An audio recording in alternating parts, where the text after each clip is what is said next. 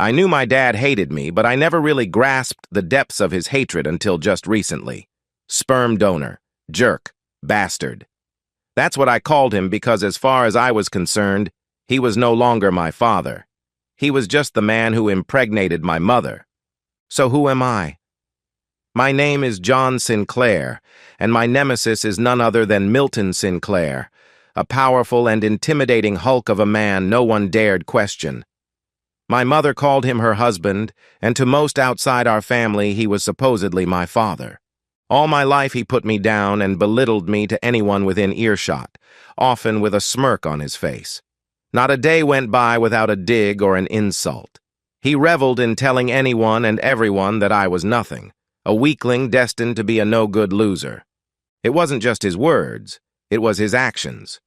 He took great delight in breaking any toy I received as a birthday or Christmas gift, often doing it right in front of me with a sick, twisted grin on his face. The worst thing was what he did to a puppy my uncle had given me when I was just 6 years old. After bashing the poor creature's head in, he took an axe and decapitated the little dog, right in front of me. I still have nightmares about that. Making matters worse, my mother did nothing to stop him. She was too scared to stand up to the bastard and let him beat and abuse me whenever it suited him. To her credit, though, she shielded me as much as she could and spent many nights cradling and rocking me as I cried myself to sleep. I envied all the other boys. Why couldn't I have a father who loved me, played ball with me, or took me out fishing and hunting? Once, when I was old enough to understand, she tearfully told me that he demanded she abort me. She refused and paid dearly for her disobedience. Despite his ongoing abuse, she carried me to term and gave birth. He responded by bringing women home to their marital bed and banished my mother and me to a guest suite as he spent his days and nights in the arms of other women. He got away with all this because he was very rich and well thought out by the community. He gave great sums of money to causes like Planned Parenthood and propped up crooked rich politicians who often turned a blind eye to his antics and eccentricities. I'm not sure exactly when it happened, but I decided that one day I would make the bastard pay. I'll never forget the day I first outed him as an abuser. My teacher asked each of the children in our class to stand and tell everyone else what their fathers do for a living. One child said his father was an engineer, and another said her father was a policeman. I honestly didn't know what my father did for a living, so when it came to my turn, I simply told the class, much to my teacher's horror, that my father beats me. That night, we received a visit from Child Protective Services. The bastard put on a good front and waited until everyone had left before he addressed me with his fists. By the time he was done, I had 2 black eyes, a bloody nose, and a concussion. Believe it or not, the authorities believed him when he said I slipped in the shower. My mother nursed me back to health and enrolled me in a martial arts class. The male instructor I had listened to and patiently taught me how to defend myself.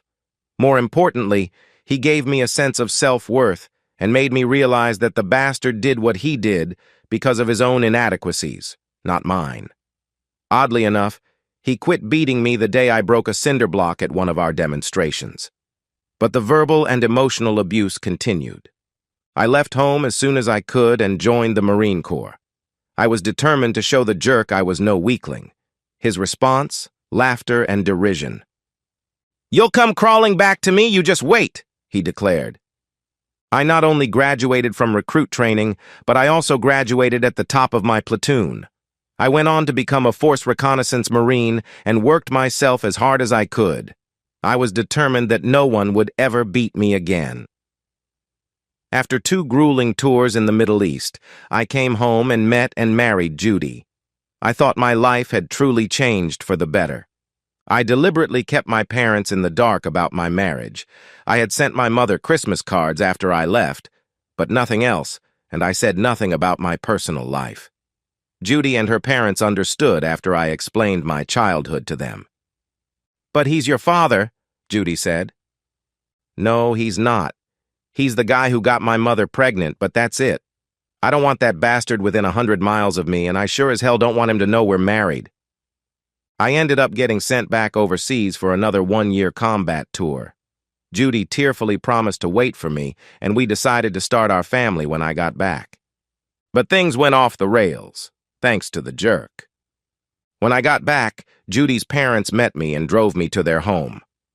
"John," Judy's father said, "I hate to tell you this, but your father tracked you down not long after you left. He came by the house with a couple of his goons and said he was going to take Judy to live with him while you were overseas." "That bastard.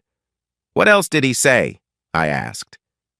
"He specifically told us that he was going to make a humiliation of you and that Judy would be happy to do it," Judy's mother said. I couldn't believe it, but she later told me that's exactly what she wanted to do because your father said you needed him to do it. And he said he would do to both of you what he did to your dog if anyone tried to stop him. You may not have known it, but he just communicated a threat to murder your daughter, I said, telling them what he did to my puppy. "I'll kill the bastard," I said. "So help me, I'll kill him, and she's toast if she went along with it." "Please, John," her father said. "Divorce her if you must, kick her to the curb, but please don't physically hurt her. If what you're telling me is true, then I'll do everything I can to help. Judy may be an idiot, but she's my daughter, and I don't want any harm to come to her."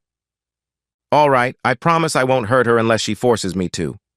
But she may become collateral damage. If she's taken up with him, there's no telling what he'll get her to do," I said. They weren't happy, but they seemed to understand. "Now please take me home. I have things to do." Judy's parents drove me home and came in the house with me, just in case she was there. The house was dark, and I heard nothing to indicate anyone else was in the house. A quick sweep of the house indicated we were alone. I thanked them for the ride and promised to stay in touch. They left, but not before reminding me of my promise not physically to hurt their daughter. I set all the locks on the front door and checked all the other doors and windows to make sure they were secured. I didn't want to be surprised in the middle of the night, so I braced chairs under the door handles so they couldn't be easily opened. I set traps on the doors as well so I would know the second anyone tried to open them. Fortunately, Judy didn't know about my gun safe, hidden in the back of a closet in my study. I knew the bastard wouldn't bother to look out of his own arrogance and condescension. I decided to use those traits to my advantage. I checked my inventory and found that everything was just as I left it a year ago. I secured the safe and checked to see if Judy left anything to indicate where she was or what she was doing. Quite a bit of her wardrobe was missing, along with her jewelry and her toiletries. Her lingerie was gone, as was most of her undergarments and shoes, indicating she had apparently moved out. She did leave a DVD on our dresser with a note in her flashy cursive handwriting that simply read, "Watch me." I had a pretty good idea what it was, but decided to check it out anyway. The video opened with Judy's smiling face. "Hi, honey," she said in the video. "Listen, I know this is going to be a bit of a shock to you, but I've decided to stay with your father. I know you really don't think much of him, but he's assured me that I'll be well taken care of and you have nothing to worry about. I don't know when I'll be back, but he tells me I'll be a much better wife to you after he's taught me a few things. He's already shown me so much. Yeah, I've been with him, but believe me, it's only intimacy, and I only love you, okay? Nothing personal, but he is here, and you are, well, overseas somewhere. I know you're over there protecting us from terrorists and all, but I miss you, and I'm really excited, you know? Sorry. Talk to you later, okay? Gotta go. Bye now, bye." The next face to appear was his, the jerk. His leering mug took up most of the screen, and I couldn't see what Judy was doing. "Thought you could hide from the old man, didn't you, boy? Thought you could just marry some girl and I'd never find you? Thought you were free of me, I'll bet. Wrong. I've taken your wife, and yeah, I've been having her brains out for the last few months. So have quite a few of my guys. God, what a screamer. Anyway," he continued, "she's going on a little trip with me to visit some of my special overseas customers. Don't worry, she'll be safe as long as she's a good girl. Now, I know you're supposedly some kind of a bad Marine and all, but I promise you, if you decide to play hero, I'll do to her what I did to that stupid little dog you had as a boy. Remember that? I really enjoyed seeing the pain and horror on your face as I cut its stupid head off. And don't think I won't do it to your wife. Hell, I may just do it anyway right after I have been with her in front of you. Check her out, he said, turning so I could see Judy, who was on our bed with two very large and well-endowed black men, no doubt part of the bastard's security detail. The jerk turned back to the camera. Oh, this is nothing. I've got more videos of her. You should be getting those videos in the mail any day now. I'd say she's pretty much ruined for you, he said, laughing. Oh, and just in case you decide to remarry after you divorce this cheating woman, well, let's just say I'll be back. The whole thing sickened me, but I had to remain calm and collected. Crying or screaming wouldn't bring her back, and it wouldn't take away the pain I was feeling at her betrayal. I had loved the cheating woman exclusively for 5 years, and we were on the verge of starting our family. So much for that. It was clear to me that my wife was now his cheating woman, so divorce was a foregone conclusion. And I would make the jerk pay. But first, I needed 2 things, and I needed them right now. First, I needed intel. Where was he going? How and when? He could have left a month ago or just this morning for all I knew. Second, I needed backup, and I knew exactly who to call. I went back to my study and found the 2 unused burner phones in my safe. They were more than a year old but would do the job. I activated the first and called my mother's personal cell. I had the number from a card she sent me while I was overseas. Obviously, the jerk didn't know she had it or he would have taken it from her. Surprisingly, she answered on the first ring. Hello, she answered quietly. Mom, it's John, I said. She immediately began crying. John, is it really you? I've missed you so much. Yes, Mom. Look, this isn't just a social call. The bastard has taken my wife and I need to find them. What do you know? I'm sorry, John. He's taking Judy overseas someplace, I don't know where. So they haven't left yet? I asked. I think they're leaving tomorrow.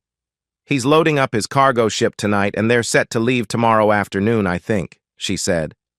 Tell me everything, Mom. I need to know. Who is he doing business with? Where is he going? What's the name of the ship?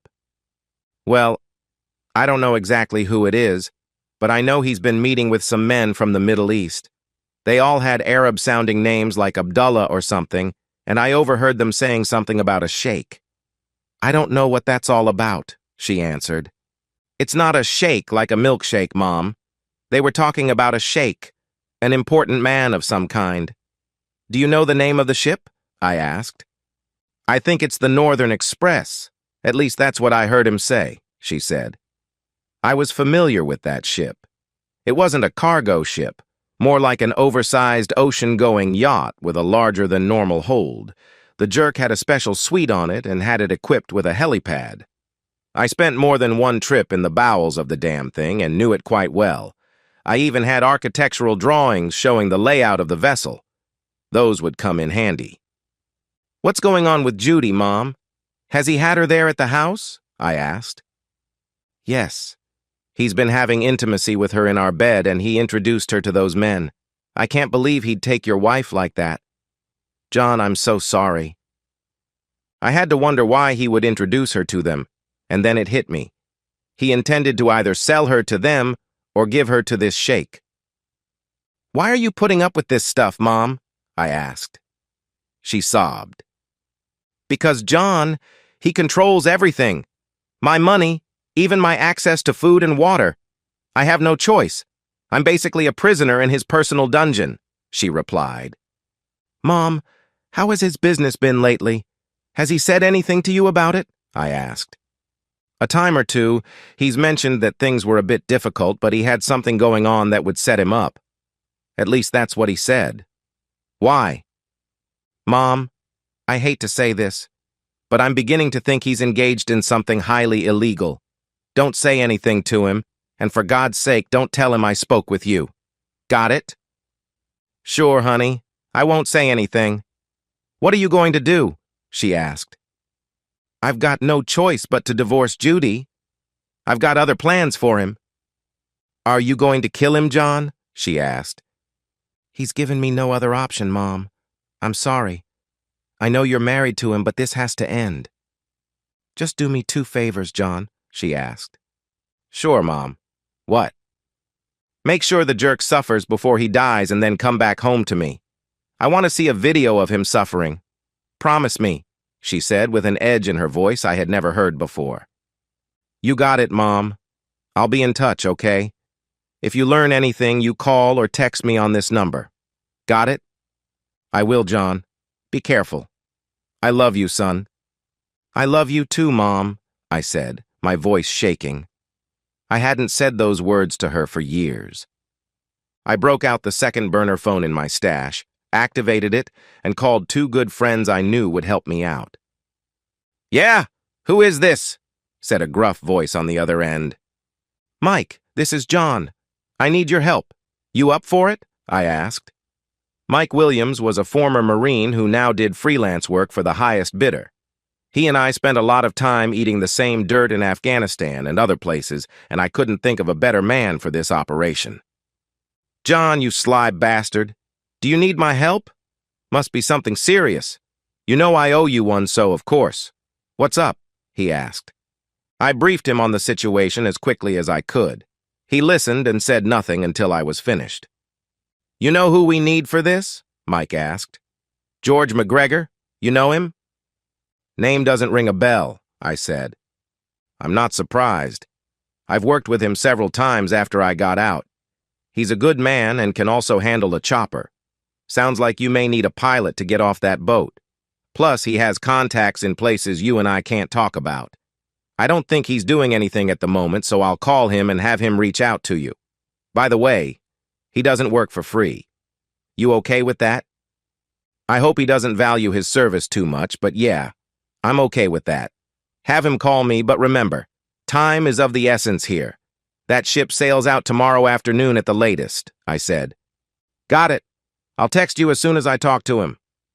I got a text from Mike about 30 minutes later telling me to expect a call. Seconds later, my phone rang. John Sinclair? Asked a man with a slight accent. Australian? British? I wasn't certain, but I figured it had to be George. Speaking. Is this George McGregor? One and the same, mate. A mutual friend tells me you need a bit of help. Yes, I do, I said. Well, let's meet and see what we can do for each other. Don't tell me anything over the phone, I'll wait. Very well. Meet me at my house. I'll explain everything. All right. Text me your address and I'll be there in about a half hour. Make sure you have a cold one ready for me, okay? I like this guy already. You got it. I'll see you in a half hour. We hung up and I texted him my address. I also sent Mike a text. My place, 30 minutes. A half hour later, a Ford F-150 pickup pulled into my driveway and a large man I assumed was George ambled to my front door. I opened it before he had a chance to knock and handed him a cold Foster's. He smiled, took my beer, and shook my hand. Mike pulled in a minute later. I waved him inside, shook his hand, and handed him a cold beer which he readily accepted. John Sinclair, I presume? George asked with a grin. I've always wanted to say that. And you must be George McGregor. I briefed them on the entire situation, including my relationship with the jerk. I even showed them the video. So what do you plan to do? George asked. Simply put, the jerk dies. The more painful, the better. I'm divorcing the cheating woman. I promised her father I wouldn't deliberately hurt her, but she could become collateral damage. I'd rather avoid that if possible. Milton Sinclair's your old man, right? George asked. Yeah. Let me make a couple of calls. I'll be right back, he answered. Mike and I caught each other up while we waited for George to come back. A few minutes later, George returned to the living room and sat down. I thought I recognized the name, so I made a couple of inquiries. You understand I can't reveal my sources, right? Copy that, I said.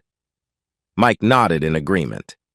It seems that old man Sinclair, your sperm donor, has caught the interest of several alphabet agencies concerned about his so-called business dealings with certain Middle Eastern entities, specifically with one Sheikh Abdullah, Abdullah, by the way, is known to have dealings with a number of terrorist organizations and is believed to be in the business of providing arms to groups. He's also thought to be involved in human trafficking, specializing in beautiful white Western women. Like your wife, George said. Why hasn't anything been done to stop him? I asked. Good question. It seems the jerk has made a number of very strategic and substantial contributions to very high-ranking political figures. People you'd recognize in a heartbeat if you heard their names. So he's protected at the highest levels, Mike said. Very much so.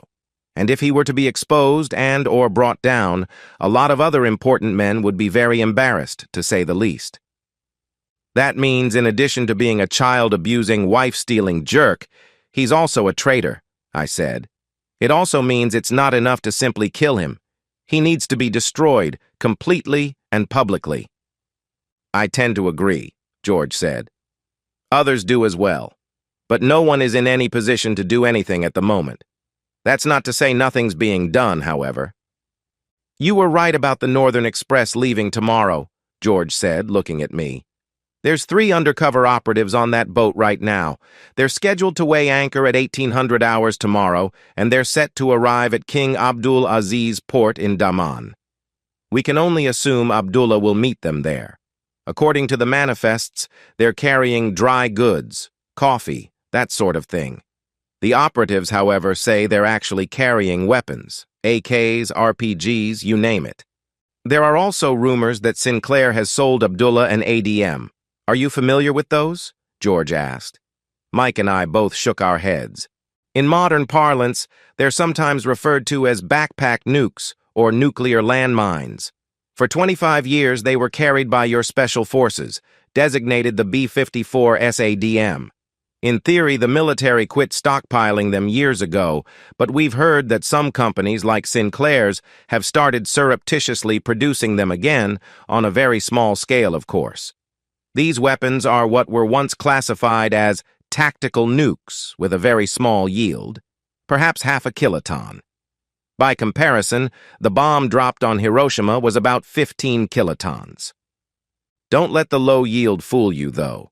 A .5 kiloton bomb detonated on the surface would produce a fireball roughly 197 feet in radius.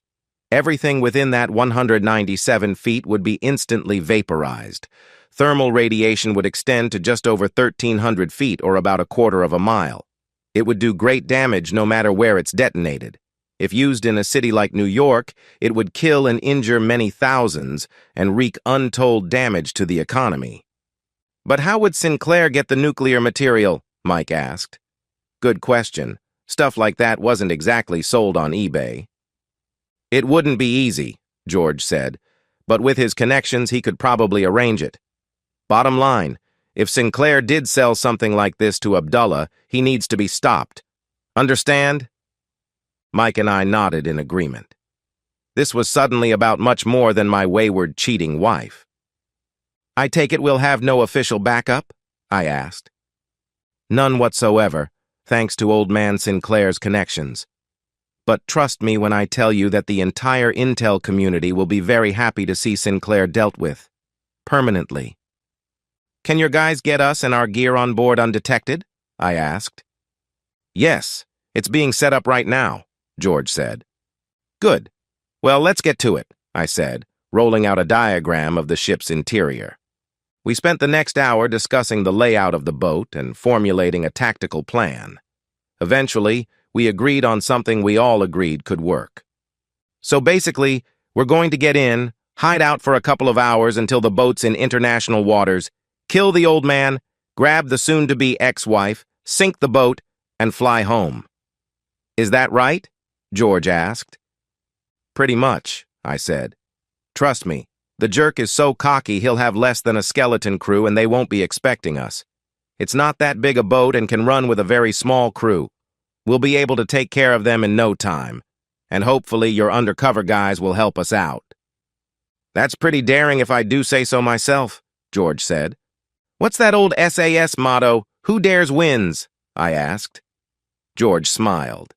Indeed, I admire your pluck, John, but it takes a lot more than that to be SAS.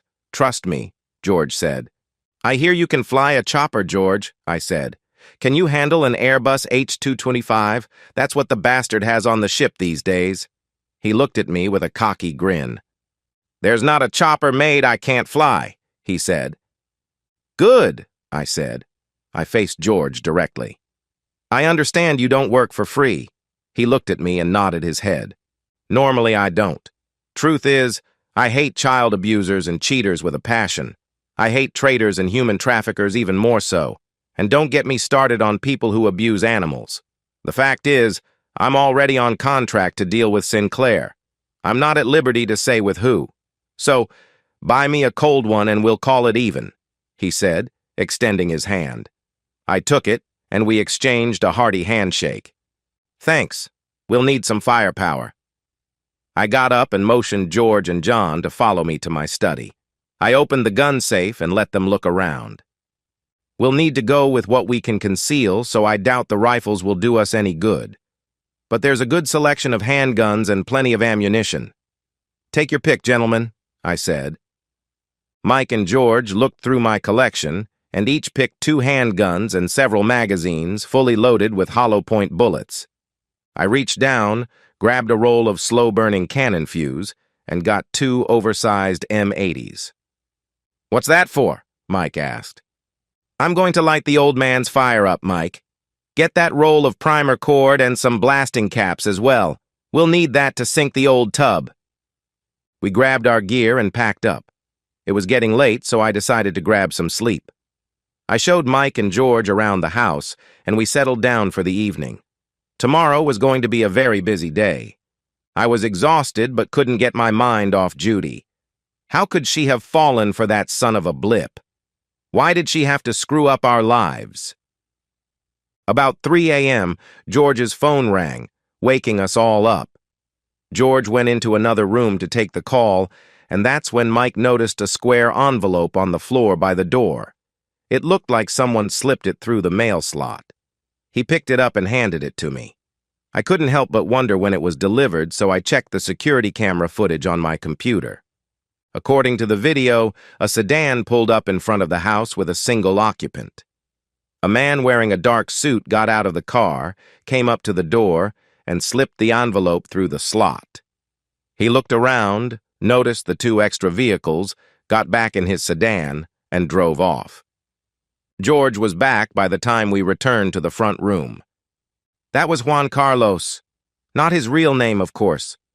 He says he can get us safely on board with our gear if we meet him at 16 hours tomorrow. On the dot. He also tells me the other undercover operatives will help us. There's a total of 12 people on the boat right now, mostly orderlies and passengers. The old man has 3 security guards outside his stateroom. Your wife is there along with some Middle Easterners. One of them is probably Abdullah himself. He tells me there was some kind of celebration that took place earlier. Maybe that's what's on that DVD you're holding. Well, let's check it out, I said. Opening the envelope, I retrieved the DVD and discovered Judy's rings, coated with a dried substance. I popped the DVD into the player and hit the remote. Just so you know, John, she said, I won't be coming home. I divorce you. I divorce you. I divorce you. I'm now the property of Sheikh Abdullah. I belong to him, body, mind, and soul. His cause is my cause, and my body is now his to command. I had hoped you would have been here to witness the ceremony. It was beautiful, and I would have loved it if you could have been here to personally hand me over to my new husband. It would have meant so much to me if you had been here to witness him taking me in person. But as always, you're too busy for the things important to me. Please understand, John, and don't be sad. You're a good man, and I'll always remember you fondly, but I just don't love you that way anymore. Maybe one day you'll find another woman, and tell my parents they won't be allowed to see me anymore. No hard feelings, Mr. Sinclair. I appreciate beautiful women, so I promise I'll treat your ex-wife well. She is such a talented woman, and her body is so delightful. I, too, would have liked for you to be here to personally hand her to me. But your father filled in, and for that, I am eternally grateful. Perhaps someday I can return the favor. Maybe I'll let you come and visit us after she's had a few of my sons, he said. The jerk's face suddenly showed in the video. Just so you know, this was all sanctioned by the State Department, so I hope you won't try something stupid. And I meant it when I said I'll come after any other women you get involved with. There's quite a market for pretty Western girls in the Middle East, you know. Enjoy spending the evening with your Marine buddies. See ya, he said, laughing. The video went dark. We sat there in the room, saying nothing for several minutes. The video pretty much said it all, as did the rings now in the ashtray. My wife was completely gone, and there was no hope of getting her back. The rescue part of our plan was over. It was all about retribution now. "I'm sorry," George finally said, placing a hand on my shoulder. "That's so messed up," Mike said. "I'm sorry, bro, you don't deserve that." "Thanks, guys. I guess you all know what this means," I said. They both nodded their heads in agreement. "No quarter, no mercy, they all die. Am I right?" George asked. I nodded my head. "Yeah, she's chosen sides and she chose poorly," I replied. "What about the State Department? Can they actually allow something like that?" Mike said. "I've heard of some pretty strange things coming out of Foggy Bottom over the years, so nothing would surprise me," George said. I grabbed my phone and sent them the last video by email. It was very late, but I had to inform Judy's parents. I owed it to them. "Yeah? Hello?" said a groggy man after several rings. "Fred, this is John. Sorry to call you so late, but I need to talk to both of you right now. It's about Judy," I said. "What's going on with Judy? Is she home? Has she come to her senses?" "No, it's worse than I thought. I can't get into all the details, not over the phone. I need you to check your email. I sent you a video and I want both of you to watch it. It's pretty disturbing, but you deserve to know what's going on." "Okay, let me fire up my computer," he said. A couple minutes later, I heard audio from his computer, and both of them gasped in horror at what they were witnessing. Then I heard Judy's mother break down sobbing. Fred came back on the phone. "John, I'm horrified. I'm so sorry, son. I didn't know this was going on. Who is this Abdullah guy anyway?" he asked. "He's a very bad man, Fred. He supports and supplies groups that are heavily involved in human trafficking, specifically slavery," I said. "Is there any hope for Judy?" Fred asked. "No, Fred, there's not. Judy has deliberately sided with a sworn enemy of the United States. That makes her an enemy combatant. A traitor, Fred. Think about that. Even if we were to bring her home alive, there's no telling what she'd do behind your back. She could easily kill you while you're asleep, thinking she's doing God's will or something. I'm telling you this, Fred, because I respect you, and I think of you as the father I never had. You deserve to know that your daughter will probably not come back alive. And if she does, she'll spend the rest of her life in prison, and if tried as a traitor, could be executed," I said. "She's our only child," Fred said, sobbing. "Please, John, I'm begging you, try to bring her home alive." "I'll try, Fred, but no guarantees. She may give me no choice." "Okay, son, I understand. Please forgive us, John," he said. "None of this is your fault, Fred. I'll be in touch. Sorry to spring this on you, but I thought you deserved to know. Bye," I said, hanging up the phone. I had had enough drama for one 24-hour period, so I decided to get some sleep before our departure. Mike and George agreed, but we decided that one of us would stay on watch until we were all up and about. A few hours later, we were up, drinking coffee and going over our final plans. Today was the day that Milton Sinclair's reign of terror would end. We gathered our gear and headed to the dock to meet Juan Carlos. We met Juan, and he got us on board as promised. I handed him a roll of primer cord and a handful of blasting caps. "You know how to use this?" I asked. He smiled. "You're kidding, right? Of course I do, and I know exactly where to deploy it. By the way, Old Man Sinclair has a functioning suitcase nuke on board. Were you aware of that?" "We suspected it," I said. "I know exactly where it is. Once the stateroom is secured, I'll bring it up to you. Don't worry about the crew outside the bridge. My guys and I will take care of them. By the way, do any of you fly?" "Yeah, and yes, we'll give you a ride home. We move 1 hour after leaving port, so be ready." He nodded. "Got it, Mr. Sinclair." "Please call me John. Mr. Sinclair is the jerk upstairs, I said. Juan smiled. Got it, boss, he replied. We hid in our designated areas and waited for the boat to get underway. Soon we could feel the yacht making its way out of the port and kept an eye on the time. I knew the jerk would want to get the boat going as fast as possible, and I could feel the acceleration. Soon, the hour was up, and I eased the door to the locker I was in and looked around. No one was in sight, so I began making my way topside and was soon joined by Mike and George. We passed the bodies of a couple crew members and knew Juan was already doing his job. We only hoped the crewmen we saw weren't the other undercover operatives. Mike headed to the bridge as George and I headed for the stateroom. There were 2 guards stationed outside the hatch to the onboard apartment. George took one down with a quick snap of the neck, and I followed suit with the other. Neither made a sound as their lifeless bodies sunk to the deck. We felt the boat slow down and realized Mike had neutralized the bridge crew and shut down the engines. That was our cue. We burst into the stateroom, taking out 2 more guards. Abdullah jumped behind 2 of his men who pulled their firearms. Unfortunately for them, they were too slow and ended up in lifeless heaps on the floor, followed by Abdullah, who begged for his life before getting 2 bullets in the brain. George covered the jerk as I cleared the rest of the stateroom. Judy was screaming throughout the entire episode and grabbed a gun when she realized her new lover was dead. Shaking, she aimed it at me. "Drop it, John, or so help me, I'll kill you," she said shakily. Of course, she didn't know I was wearing a GoPro camera and caught her entire threat on video. I looked at her gun and realized the safety was still on. Judy, of course, had never touched a handgun in her life. "If you're going to shoot me, Judy, you'd better take the safety off," I said sarcastically. She glanced at the gun. "I don't know how," she stammered. "Well then, I guess you shouldn't be holding it," I said, taking a shot at her arm. The bullet creased her left arm and buried itself in the wall, just as I had hoped. Judy responded by yelping in shock and dropping the gun. "You shot me! I can't believe you shot me! You could have killed me!" George laughed. "Trust me, Missy, if he wanted you dead, you'd be dead, and there's not a damn thing you or anyone else could do about it," he said. Judy's eyes grew wide in shock. "Yeah, well, I can't believe you did what you did either, so I guess that makes us even," I said.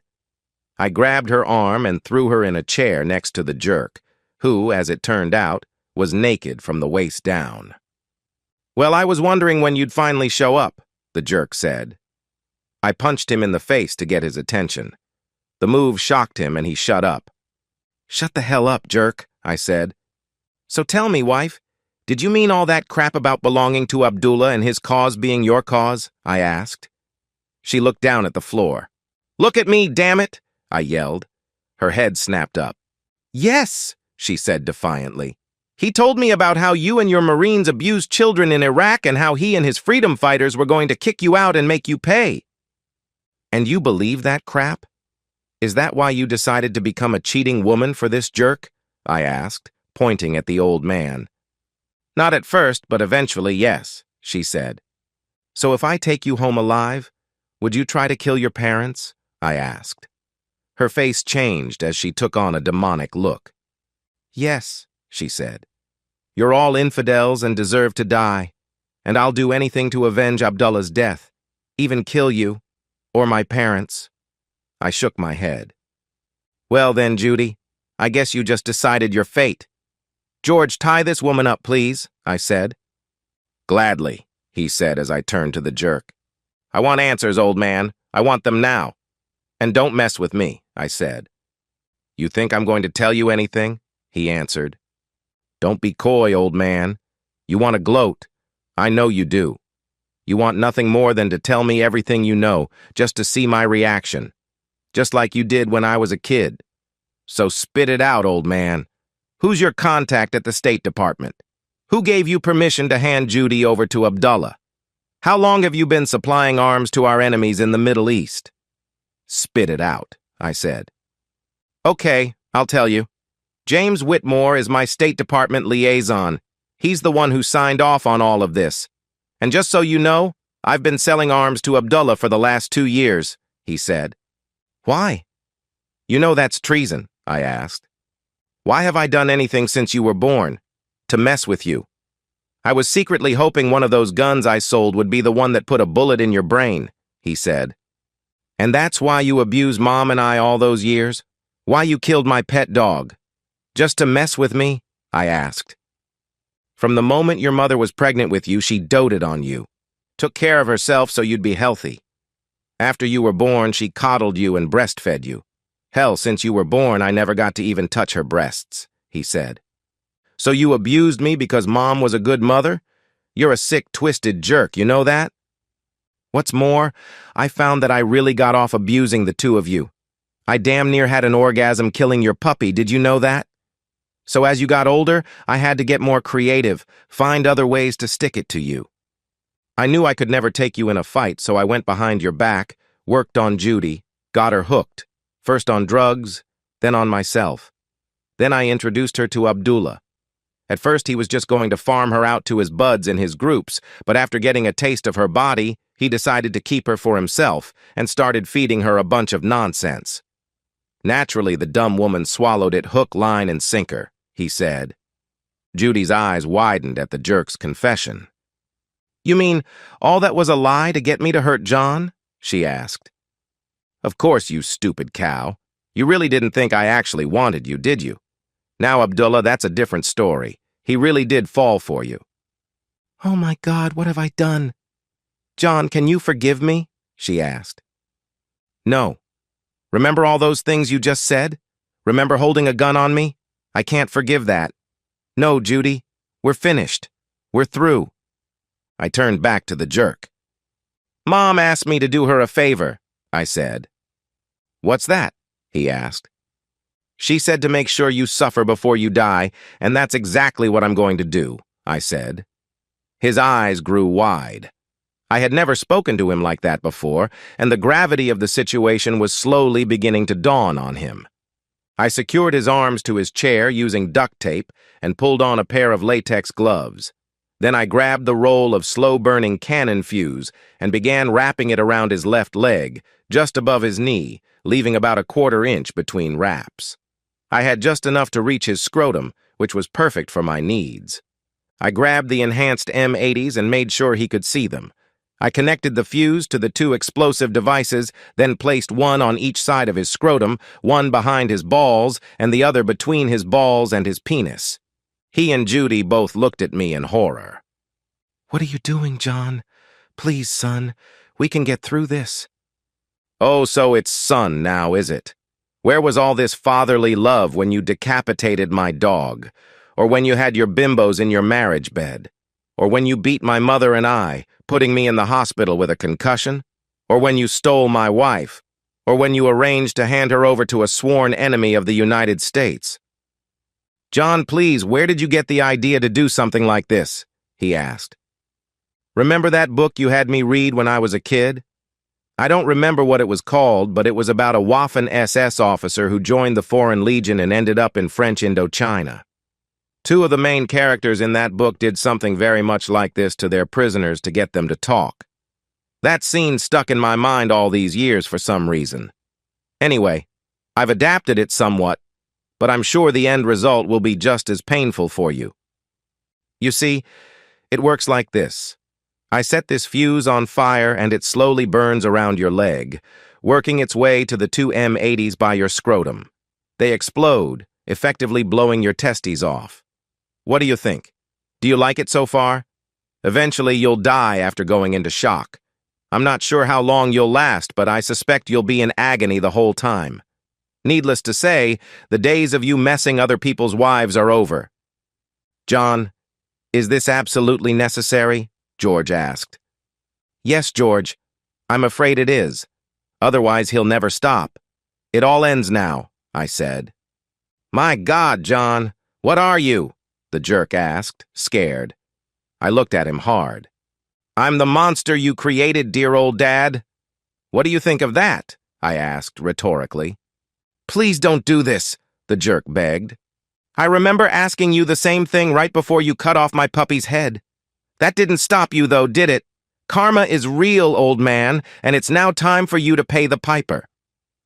Juan and Mike came into the stateroom and took in the carnage around them. Juan was holding what looked like a reinforced suitcase. "What's that, Juan?" George asked. Juan came over to us and opened the case. The interior markings indicated it was the ADM device George told us about, except there was a numerical display counting down to 0. At the moment, it displayed 1450 and was counting down. I looked at the jerk who was now giving me an evil grin. "That's right. It's an atomic demolition munition, fully armed, and it was booby-trapped to start counting down the second it was opened without the magic key. In less than 15 minutes, we're all going to be vaporized, and there's not a goddamn thing you or anyone else can do to stop it. Not even I can stop it. I was hoping it would be used on one of your Marine bases overseas, but I guess that's not going to happen now, is it? Guess the old man got you?" "Put that under Jerk's chair," I told Juan, lighting the fuse on the old man's leg. I looked at Judy as the jerk screamed in pain from the fuse burning his skin. "In about 2 minutes, those M80s will go off. In less than 15, that nuclear device goes off. Don't worry, dear wife, you won't feel a thing. The fireball from the nuke will vaporize this entire boat instantly." I motioned for George and Juan to step away from the chairs and instructed Juan to get the other operatives to the helicopter. I looked at George and Mike. "Get to the chopper and get it fired up. As soon as those M80s go off, I'm out of here. We need to be as far away as possible before that goes off," I said, pointing to the nuclear device counting down under Judy and the jerk. They nodded their heads and left. I stood by the door and watched as the fuse continued to burn a spiral brand into the jerk's leg. Judy was trying to get her chair away from the jerk and the nuclear device under him, in vain. Eventually, the fuse burned to the M80s as the jerk's eyes grew wide in anticipation. The devices detonated, blowing his genitalia into kingdom come, causing the jerk to scream in agony. Judy looked at me, her eyes wide in horror. "John, please, I'm sorry. Please help me. Don't kill me," she begged through her tears. I smiled and gave her a half-hearted goodbye salute. "Enjoy hell, cheating woman," I said, walking out. Judy screamed as I walked away. The helicopter was warmed up and ready by the time I got there. I looked back briefly, opened the door, and climbed on board. Securing myself in the seat, I looked to ensure everyone was ready, then gave George the signal to take off. He revved up the engine and we took off, putting the Northern Express as far behind us as we could. "How far do we have to go to escape EMP?" I asked George. "Not sure. I'm hoping that's a very low-yield device. If it is, we may not have to deal with much, if any, significant EMP," he said. George addressed everyone in the chopper. "When that device goes off, you'll see a brilliant flash of light. Do not, I repeat, do not look at the flash. Keep your eyes closed until the flash diminishes. Got it?" We all answered in the affirmative. "And brace yourselves for the shock wave. Hopefully, we'll be far enough away that it won't cause any damage." I looked at my watch and saw we had less than a minute left. I took a quick glance back and could just barely make out the boat. I turned away and closed my eyes just as the nuclear device detonated. A few seconds later, the chopper was buffeted by what was probably the shock wave. There wasn't any damage, but I could tell George struggled to keep the bird flying when the wave hit. After he got the helicopter back under control, I looked back. Other than a plume of smoke and a light mushroom cloud, there was no evidence of the boat's existence. "Do you think we should go look for wreckage or bodies?" I asked George. He shook his head. "Not necessary. That boat was what, 85 or 90 feet long? You could have fit 3 of those boats end to end in that fireball, and they'd all have been vaporized. There's nothing left," he said. "Think I did the right thing with Judy?" I asked. "She gave you no choice. You heard her. You saw her hold a gun on you. Even if you saved her, you'd never be able to trust her. Get over her, mate. She didn't deserve you anyway," he said. "So where to?" he asked. "Sinclair Tower. As soon as we can get any cell signal, I have to make a couple of calls." "How are you holding up?" George asked me after a while. I'm okay. You? He nodded his head. Good to go. Mike, how are you holding up? He asked. Mike gave 2 thumbs up. I'm okay. A little shaken, but I'm good. Never had to deal with a nuke before, he said. Everyone else okay? George asked. The 3 federal operatives also gave a thumbs up, but appeared shaken a bit. Eventually, we were close enough to land that I was able to get a cell signal. I called my mother. John, she asked, are you okay? Yeah, Mom, I'm fine. I need you to go to Sinclair Tower right now. I'll be there soon. Don't talk to anyone until I get there, okay? Okay, son. Tell me it's over. Is Judy okay? She asked. It's over. Judy didn't make it. She made a bad choice. Oh, and just so you know, the jerk suffered. I have video, I said. Good. Sorry about Judy, though. I'll see you soon. The next call was to Judy's parents. Fred? John, I said after he answered. Judy didn't make it. I'm sorry. She made a very bad choice. Okay, John. Thanks for letting us know, he said through his tears. Call number 3 went to the chairman of the board of Sinclair Industries, headquartered at Sinclair Tower. After speaking to his receptionist, I was put through to his office. John, are you okay? Asked Bill de Havilland, the chairman of the board and a friend of the late Milton Sinclair. Yes, Bill, I'm fine. Milton Sinclair, however, isn't, I said. What happened? He asked. He made a bad choice and got burned by the nuclear device he was ready to hand over to Middle Eastern terrorists. I have video of his complete confession, made minutes before the device went off. My mother and I are on our way there now. I suspect the feds are crawling through everyone right now, am I right? Yes, John. There's a lot of very concerned people here, and I'm one of them, he said. Truth time, Bill. Did you know about any of this? I asked. I knew about his hatred of you and his dalliance with your wife. Other than that, I knew nothing else, he said. Good. At least you'll avoid Gitmo. Make sure the feds are there when I arrive. I'll explain everything. I ended the call and pulled out my reinforced field laptop. I grabbed the SIM card from my GoPro setup and began editing the video, sending selected cuts to various recipients. Some of the videos went to as many media outlets as I could think of. Milton Sinclair was well thought of by many in the New York media circles. His confession would go a long way to destroying the public image he spent years establishing. I sent a video of Judy's confession to her parents with a note expressing my condolences. I did love her at one time, and I also loved her parents. I believed that, good or bad, they deserved to know what their daughter had turned into. The final video went to my mother. That video showed the jerk's last minutes before the nuclear detonation. She wanted to see him suffer and would get her wish. We made it to Sinclair Tower, where we were met by federal agents and executives who worked with the jerk. We spent several hours explaining his plot to sell weapons to America's enemies and turn my wife into a slave for a Middle Eastern sheikh. Testimony from the 3 undercover operatives helped tremendously. The feds weren't too happy to learn that someone in the State Department sanctioned the actions regarding Judy, and I was assured the person or persons responsible would be fired and placed on charges. I was relieved to learn that the feds weren't going to take any action against me, but I was warned against taking similar measures in the future. The media glossed over the jerk's death and the small nuclear detonation, calling it a rare meteor strike. They did, however, mention his questionable past and allegations of child abuse and dalliance with terrorists. Whatever. He would never harass or terrorize anyone else ever again. I attended Judy's memorial service out of respect for her parents. I had her rings cleaned and handed them to Fred. Something to remember her by, I said. He thanked me and shook my hand. We hugged, cried, and moved on with our lives, but I still keep in touch with them. Mom never held a memorial service for the jerk. She threw a party instead, calling it her Independence Day, wrapping it all up with a bonfire fueled with all the portraits of the jerk she could find in the house and in Sinclair Tower. She had her marriage bed tossed on the fire for good measure.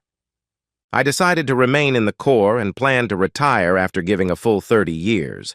I kept in touch with Mike and George, and we're all still good friends. I met and eventually married Meg, who also happened to be a Marine.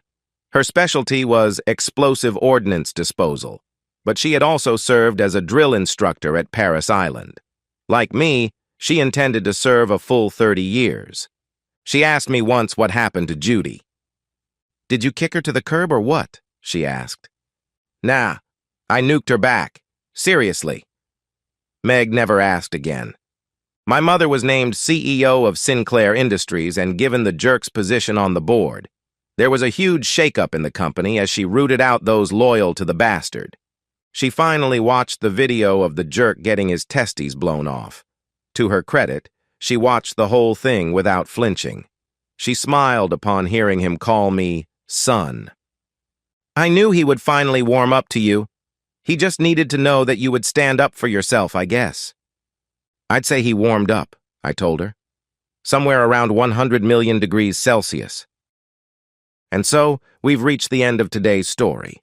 Was it what you expected, or did it take a twist you didn't see coming? I'm curious to hear your thoughts. Share them in the comments below, and let's get a conversation going. If this story kept you hooked, make sure to hit that like button. And if you're new here or just haven't subscribed yet, now's the perfect time to join our community. I bring you fresh, captivating stories every day, so click that subscribe button and turn on notifications so you never miss out. Thanks for watching, and I'll see you in the next one.